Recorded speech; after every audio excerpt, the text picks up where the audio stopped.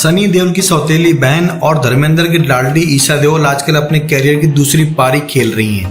पहली पारी में धूम हो गई युवा कोई मेरे दिल से पूछे जैसी फिल्मों में काम करने के बाद उन्होंने मैरिज करके अपने आप को एस्टेब्लिश कर लिया था। हालांकि उनकी मैरिज बहुत लंबे टाइम तक नहीं चली और डिवोर्स के बाद एक बार फिर से वो एक्टिंग के मैदान में सक्रिय हो चुकी हैं। अपने कैरियर की पहली पारी के बारे में ईशा देओल कहती है उनको अपने परिवार से बहुत सपोर्ट नहीं मिला, सिर्फ हेमा को छोड़ दिया तो बाकी लोग नहीं चाहते थे वो एक्टिंग के मैदान में आए।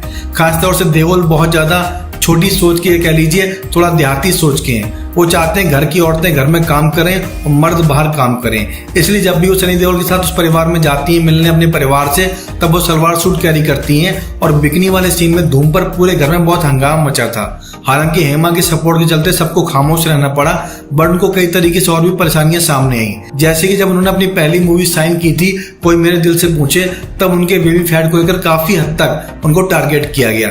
उनके गाल उस वक्त बहुत चबी थे जिसके चलते लोग उनको बेबी फैट को लेकर टारगेट करते थे।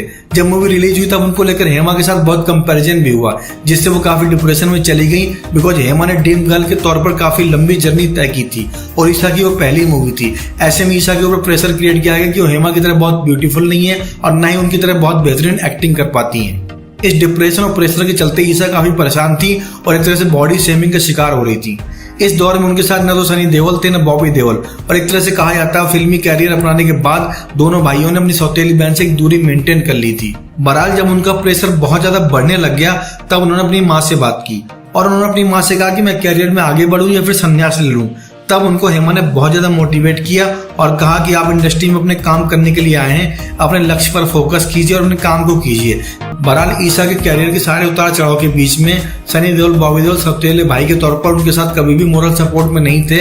हालांकि परिवार की जो भी रस्में हैं, रक्षाबंधन है या परिवार के जो भी रिचुअल हैं, वहाँ आजकल जरूर साथ नजर आने लग गए हैं, ऐसा कहना है हेमा मालिनी का।